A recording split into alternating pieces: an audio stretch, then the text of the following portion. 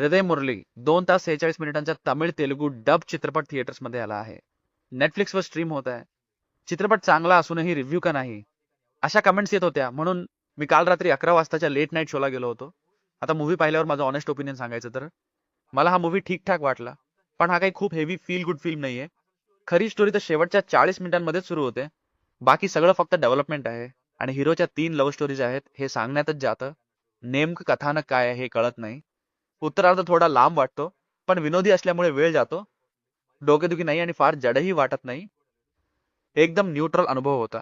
खरं सांगायचं तर विथ लव्ह, आकाशम, प्रेमम सारखे मूव्हीज मी आधीच खूप वेळा पाहिल्यामुळे हृदय मुरलीमध्ये प्रेम व्यक्त न केल्यामुळे आवडत्या व्यक्तीला गमावणाऱ्या कॅरेक्टरशी तुम्ही कनेक्ट झाला तर तुम्हाला हा मूव्ही नक्कीच आवडेल. मला तर हा मूव्ही ठीक वाटला. आता तुम्हाला कोणते मूव्हीज आवडले असं विचाराल तर ते माझ्या वर्थ वॉचिंग प्लेलिस्टमध्ये आहेत. नक्की बघा.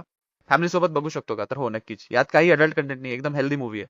कथेनुसार हिरो आणि त्याचे मित्र उद्या लग्न असतानाही आज अमेरिकेवरून परत येत आहेत. पण ते तिथे गेलेच का होते? त्याच्या फ्लॅशबॅकमध्ये काय घडलं? हीच मूव्हीची कथा आहे. आता प्लस पॉइंट्स पाहूया. जर आपण हा सिनेमा टाइमपास म्हणून पाहू शकलो तर त्याचं एक कारण म्हणजे याची व्हिज्युअल क्वालिटी जबरदस्त आहे. स्पेशली बिग स्क्रीनवर गाण्यांमध्ये लोकेशन्स खूप ब्युटिफुल आणि कलरफुल दिसतात. थमन सरांनी इतकं अप्रतिम संगीत दिलंय की विश्वास बसत नाही. गाणीही उत्तम आहेत. इंटरव्हलच्या आधीचं गाणं आणि इंटरव्हल नंतरचं गाणं ही दोन्ही थमन सरांची गाणी असल्याचं स्पष्टपणे कळून येतं. बाकी सगळी गाणी रिफ्रेशिंग आणि काहीतरी नवीन वाटतात. सरप्राइझिंगली यामध्ये थमन सरांनी हिरोच्या मित्राची एक भूमिका साकारली आहे. त्यांना सेकंड हिरो सुद्धा म्हणता येईल. पण डबिंग कोणीतरी दुसरं केलंय. त्यांनी स्वतः केलं असतं तर बरं झालं असतं.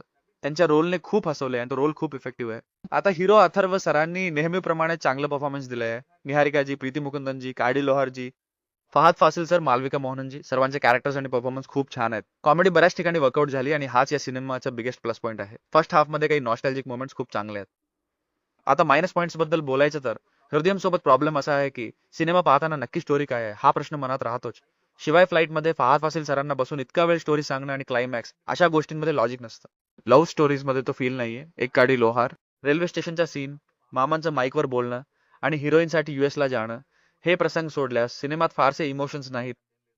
फॉर एक्झाम्पल धनुष आणि निथ्या मेनन यांचा थिरू मूव्ही पाहिला तर शेवटी हिरो हिरोईनकडे जातो तेव्हा तिथे जी फील येते ती इथे क्रिएट झाली नाहीये. आणि प्रीती मुकुंदन सोबतची लव्ह स्टोरी डेव्हलपमेंट सुद्धा शेवटी एका गाण्याने उरकून टाकली आहे. इंटरव्हल पर्यंत सुद्धा तीच फील होती.